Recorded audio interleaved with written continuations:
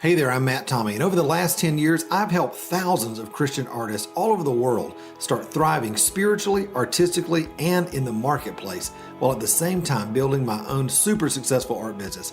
If you're ready to bust through the roadblocks that have held you back for years, create the work you love, and really live the life you know God created you to live in His kingdom, then you're in the right place, my friend.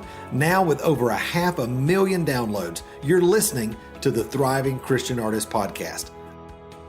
Well, hey there, my friend. I'm really glad that you're here with me on the podcast today. I've got a friend of mine, Carolyn Edlund, who is with me today, and you're going to love this interview. Carolyn is one of those people who has been in the art business, really making a big impact, not only in her own business for many, many years, but for the last 20 years as an artist, influencer, teacher, marketing expert, that sort of thing. She was a key part of my journey early on, sharing my work on her website, Artsy Shark, and we've just become friends over the years, and I always love the insight that she brings. You know, especially in today's economy and everything that's going on with COVID and the unsettledness of, just when can we get back to shows and what's the new normal and all that sort of thing. We're having a really important conversation today on the podcast about leverage. How can you leverage the artwork, the relationships, the audience, the collectors, the reputation, all the things that go into being an artist? How can you leverage those things in order to be successful, in order to have multiple streams of income, in order to build stability into your business? So you're going to love this podcast, and I hope you get a lot of great nuggets out of it. All right. Now, before I get started, I love to give a shout out to all my podcast listeners. And today's review is actually from over on Apple Podcasts, which a ton of you are listening on. So thanks so much for that. This is from S. Settlemeyer, and she says, I think it's Stephanie. I think I know who it is. But anyway, they said, on time, every time, 5-star review. Each time I sit and listen to this podcast, it inspires and encourages me. It seems to be just the right words at the right time, unless it's a shining light in the dark to guide my steps along the path. Thank you for all the great interviews and 5-minute pep talks. Artists really need a coach in their corner. Great work, Matt Tommy. Well, thank you so much. I really appreciate that. I mean, listen, you would think reading reviews gets old, but I go on there sometimes just to make myself feel better. Because I'm like, people are listening. They love this. It's encouraging them. And that makes me want to continue to create a podcast that's valuable and encouraging for you. So my team feels the same way. So thanks so much, Stephanie, and thanks others who are out there reviewing and listening and subscribing to the podcast and sharing those episodes with your friends. Now, listen, I'm going to give you a little bit of a heads up here. You may have noticed in the last few weeks, the podcast is showing up a lot of different places now. Our podcast, you can listen to it now actually on our Facebook page at The Thriving Christian Artist. You can also listen to it on our Instagram page at The Thriving Christian Artist. You can also listen to it on our YouTube page at The Thriving Christian Artist. It's really, really incredible the different platforms that we've got now where you can listen not just on your podcast app of choice, but on the website and all these other platforms. So wherever you are, make sure that you're subscribing, listening, reviewing, liking our podcast so that you can continue on your journey to move from struggling to really thriving as the artist that God's called you to be. All right. Well, hey, I'm going to get out of the way. You're going to love this interview with my friend Carolyn. And if it's really special to you, if you grab a nugget, be sure to post that on Facebook, on Instagram, tag us, and we'll send you a little goodie. All right. Love you, and I'll talk to you soon. Bye. Well, hey there, my friend. I'm so glad that you're here with me today. I've got a friend of mine, Carolyn Edlund, with me today from Artsy Shark and a lot of other stuff that I don't have time to go into. But Carolyn, you are such an encouragement to artists all over the world. Thank you for being on the podcast today. Hey, Matt, I am so thrilled to be joining you today, and it's a pleasure to be with you and your audience. So thank you for inviting me. Absolutely. I have to roll back the tape when I first got serious about doing my baskets online and sharing my artwork and that sort of thing. We hooked up and you featured me on Artsy Shark. I don't even know what year that was. I mean, that was a long time ago. It was like 4 years ago. wasn't it in Mixed Media Art Magazine? Yeah, And yeah. we did like a whole spread, and you were just writing stuff, and we took over the entire issue. It was so fun. Lots of fun, lots of fun. Hmm. How did you get started? For those who may not have met you before and that sort of thing, how did you get into being an encourager of artists and somebody that is now a real authority in art marketing in so many different artistic genres? Oh, like many other people, I have an art degree. All I have is a bachelor's in art, right? So, did I learn anything about business when I got that degree? Right. The No. answer is no. Right. Right. So, I was kind of just thrown out there, sink or swim, school of life, as you may have experienced yourself, Sure. I'm guessing. Yes. And this was back in 1980 that I started my business. And I had been a ceramics and fiber major, and I decided to go forward with the ceramics. And so what I did was I created, uh, eventually got around to the focus of ceramic jewelry.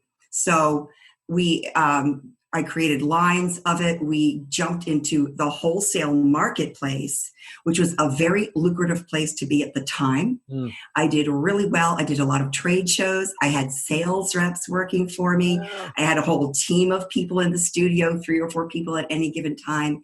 And we were creating whimsical ceramic jewelry and shipping them out to, I think we probably had about 120 stores at any given time. Wow. It was a great time to be an artist in that market. And of course, the artists can still do that. But I did it because I had a lot of motivation and persistence, and I learned a lot along the way. So when I closed my business in 2001, I was just burned out. I said I've met all my goals and going way beyond them, and I want to move on.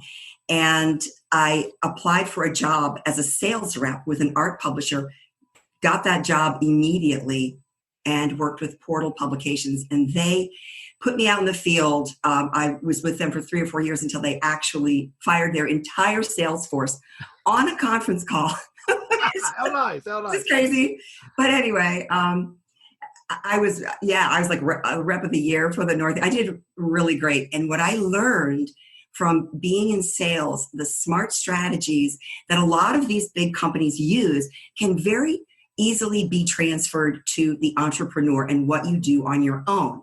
It's just a matter of, is the idea appropriate for you and how do you approach it? Sure. And I learned so much that I started writing a blog post, and this was back in 2009. And so I never stopped. And over the years, I've done workshops and written courses and done tons of consulting and worked with many, many artists and featured many artists, which is really in my heart, featuring artists and presenting them to the world and promoting them. I love that the best. There are so many artists whose work is fabulous, and they deserve to be seen. And it's just it's so rewarding. It's such a pleasure to hear their response that they give me and how people respond to them. So that's the long story long. That's right.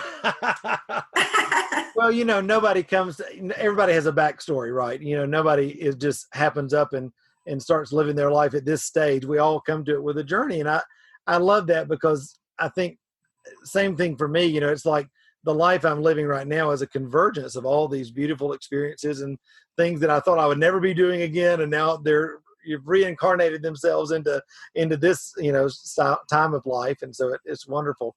Right. I think I actually met you in person in Asheville. Yes. Maybe 8 years ago. Yes. It was Handmade in America. Does that sound familiar? Absolutely. Because that was such a wonderful organization and no longer running it. I know. But they were a real wonderful. arts advocacy organization. And I love that. And I think we both kind of come from this perspective. I mean, Handmade in America makes me think of this, but your story as well. We both kind of have been able to bring a business sense to our artistic endeavors. And I think right now, especially in this economic, situation, and with COVID and all of that's going on right now, and even beyond that time, just in general, artists have to know how to, what you call, leverage everything in their business, relationships, their art, opportunities, in order to get the most out of their work. And maybe we can start here. One of the things that I see in mentoring a lot of artists is that a lot of times when people move from hobbyist into, Mhm. okay, I'm gonna start a business, they have in their mind that the only way to be a quote unquote real artist is to sell one-off original works in the retail market, and that an artist's career makes. And I'm like, no, there's so many other ways that you can Yeah, make income. there's a ton of business models, and it makes sense what you're saying because it's kind of the most direct and natural way. Sure. People might say, well, I make paintings or I make jewelry or I make baskets, and I'll just apply to this art festival. Right. And then I'll be out there, and meeting people and selling to them. And that's a great way to sell. I'm all about retail, love that. But there are ways to pursue different market channels and different models, different business models. And I think in a way it depends, number one, on what you want to do. Let's say you say, ever since the flood and the hurricane, I am never doing an outdoor show again. Right. Okay, so I accept that. Okay, got it. You don't want to do that anymore. Are there other options? Absolutely. We know that selling online, huge. And right now, selling online is hotter than ever. I've talked to a lot of artists, and I don't know whether you have, but they're doing really well online. That's right. Some Because artists, this is their biggest year ever, which I've been yes, people are going there. Wonderful, right? Right. And so how do you do that? Well, you need to work smart. And so leveraging is a way of working smart. The definition of leveraging is to take maximum advantage of something. Yeah. So that you're going to look at what it is, in your world that you can actually run with. What are your natural advantages? Your background, your niche, your network, your collective, whatever, anything that you want to leverage. Think about how to do that. And let me give you a couple of examples. And this actually speaks to the retail model versus other models. And let's talk about licensing. Leveraging means if you're going to leverage your art and leverage your designs, make it once and sell it over and over and over and over and over, right? And so you're making income on an ongoing basis from that one creative project that you did. I don't know whether you know Ken Brown. I do, actually, yes.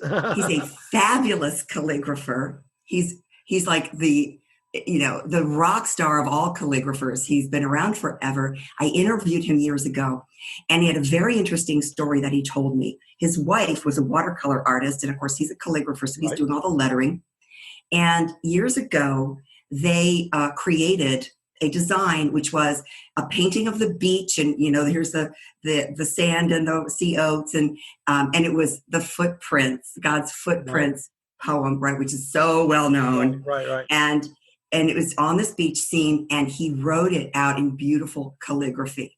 They licensed that to an art publisher who sold over 1 million units of that poster. 1 million. Now, think about it. If you are a licensor, which is an artist who is permitting the use of their image without conveying copyright, you're keeping your copyright, but you're allowing that use for commercial products such as that poster, you're just going to make royalties, which might be like, I don't know, 5 to 10% of the wholesale price. Right. Even if Ken made 10 cents on every poster, he made a ton of money. And so it becomes, not only do you just scale up your business by licensing, but once you deliver that image to the licensee, who is your customer, it's passive income. Right. And you're just collecting over the years on an ongoing basis during the term of your contract. I don't know whether you've ever done this or you know other people who've licensed, but it's a very interesting way to earn a living, or at least to make an extra stream of income. Absolutely. We had Lori Siebert on not too long ago talking about art licensing and all of that. I mean, I know some people, I think one of the things she was saying, which I'm sure you would agree, is that it can be very lucrative. There is a ramp up time sometimes it takes to get into that. And so you have to kind of just know how every different stream of income works. It's Right. not going to be as immediate, maybe as a show or a retail opportunity, but after it gets going, come on, that thing's churning every month, every quarter, and bringing you that residual. So Exactly. Yeah, I think you're absolutely right. Not only does it take a ramp up period, but you have to have work that is appropriate for yeah, licensing. right, And if you look at the website of artists who license, a lot of times they'll have particular collections that they right, build for very specific purposes. So if, there are artists like Paul Brent, for example, who does very traditional painting, and he's heavily licensed. You could be a surface designer and maybe design for sheets or gift wrap or anything that has a pattern on it, and fabric, for example. So there are different ways, to get into that field. sure, Not all art is appropriate for that. right, So there are certain models that might not be a good fit for you as an artist, and you have to do your research and come to know, is licensing right for me? Maybe it's not. right, Is wholesaling right for me? Now that's what I did in my business, and I'll give you that, the 1 minute rundown on how that works. We made just jewelry designs, and we would put together a collection and reproduce those designs over and over and over and over. I would go to a trade show. I would get retailers coming into my booth. They would order for their store at essentially 50% of what would be retail. Or in other words, they're going to mark that up to their retail. And everything that we make in the studio is already sold. right. Wow. Love it. Love it, right? And so for me, that was a great model. We were using raw materials, clay, glaze, underglaze and things like that, that were relatively inexpensive. There are people who simply can't wholesale because if they have to have manufactured parts, for example, there are a lot of jewelry artists who like to use manufactured components like beads and other things, and they become so expensive to put it together that you can't hit a wholesale price and have a margin on it. Right. So it's just not realistic for you. Right. Again, is it right for you or not? You can take a look. I think it's so important for people to be able to craft a business that works for the life that they want to live. Because for me, I don't know if I've ever told you this before, but when I came to Asheville, all my friends in the fine craft world were production wholesale artists. So, Yeah. so I'm like, how do I make a living at doing this? And they're like, oh, you got to, go to wholesale shows and sell that. So I started out with that. And of course, basketry is a very long, time intensive, process. And I did great in my sales. And then I remember I sold this, a wine bottle basket design to the Biltmore House based on their, grapevines and all this kind of thing. And I was like, this is great. And then they started ordering them like 30 and 40 at a time. And I was like, oh my God, I don't want to make anything that. And so I had to realize in that it was kind of one of those awakening moments. I realized for me, like the way I wanted to grow my business was one-on-one personal interaction, and doing commissions and that sort of thing. And that's how I've done that all these years. But even in that, because you talk about leveraging your audience, your collector base, I mean, that's still a huge way to be able to leverage your reputation even. Exactly. And, I can see you're getting hit with all these orders. You personally cannot even produce them. Right. So your choice would either be to hire people that you could train, and that is obviously a choice. Sure. But you're absolutely right. If you want to make one-of-a-kind art or fine craft, whatever you make, and all you want to do is make originals, you can leverage your collector base. Yeah. That means you build the relationships that you just talked about, and that collector is going to own more and more of your work. They're going to make multiple sales. Now, the definition of collector, to me, it means you need more than one. Would that not be true? Right. Right? Am I right? That's right. That's right. I knew you'd agree with me. So if you have a collector, what if they own 5 or 6 of your pieces, and they're the perfect people also to refer others because they love you? Absolutely. That's been the beautiful thing, I think, with me now. People often ask me, Matt, how do you sell these, how do you get into the markets that you're in? And I'm like, you have to be invited in. I mean, because so many times these are upper echelon clients that are in very, high-end communities and that sort of thing. You can't just like do a direct mail campaign and get invited in. It's through referral. But I think for me, leveraging relationships, which is the core of what I teach about marketing, has been the core of how I've built my business. Yeah, well, I think you need to have the credentials. You need to be, have the background and the street cred and the work, right? you got to work. You got to do the work. But you're absolutely right. You're leveraging your reputation. I mean, and I told you before we went on air, I referred somebody to you a month ago because she's like, I'm a Christian artist and I am just so inspired to spread the word. This is what I am called to do. And I said, you need to talk to Matt and you need to be going over there in his community because you are the perfect person for her. Yeah. And so your reputation precedes you. I think that leveraging your network of connections is really, I think in a way, we're talking about the same thing. In many ways, it's who you know. Yeah. Right? Yeah. And who knows you. Pardon me? And who knows you. Exactly. And who knows you. Exactly. And what relationships have you built? And so you're going to very carefully, put those little seeds out and let them grow with the entire network of people that you want to know. And I think the smart way to start using that network is to pay it forward and put something out there and give it to them first. That's right. So if I knew you and you knew me and I said, Matt, you've got to meet some people. They're so perfect for you. I just would like to introduce you. That's a great way for you to feel like, and you have been given so much, you are inspired to give, right? And yes, I think it's totally in alignment. Exactly. In totally in alignment with where you are. And so it may be possible that I have a connection or a great opportunity that I can connect you up with. And you don't really have anything for me. Right. It's just not something that you know of. But someone else is going to, it's going to come back to me. That's right. In another way. If you put it out there, I think as a proactive type of a giving, an unconditional giving of, here's an introduction, just two people that should be, should know each other. That's going to come back to me in other ways. Yeah, I totally believe that. I mean, I think so many artists get used to coming from that place of scarcity and trying to survive and that sort of thing. And you realize, it's like Jesus said, whatever you sow, so shall you reap. I mean, and that is true in relationships. If I give into your life, I can trust that that's coming back to me in other ways. And right. I think you'll see the people who are the most successfully networked in are the biggest givers. Yeah. You see that? Yeah.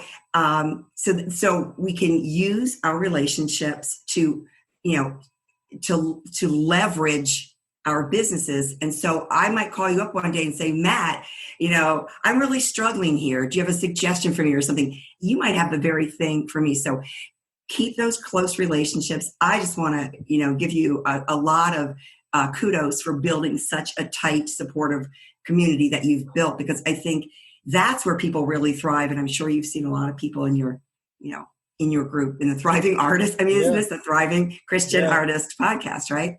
And we do that together. So. Yeah, absolutely. I think I learned early on in my life, and then I've seen this multiplied with what we're doing now, that a lot of times we think it's information only that creates transformation, but it's really information and then interaction, not only with a mentor, but other people on the journey that you can, that's when that amplification and acceleration starts to happen. Yeah, exactly. I think a big word is amplify. You and I could work together as partners in spreading, each other's reputation to a group, and that way we're both going to reap the benefits of it. Right. So that's great. And you were just talking about knowledge. And we were talking about this also earlier before we get started.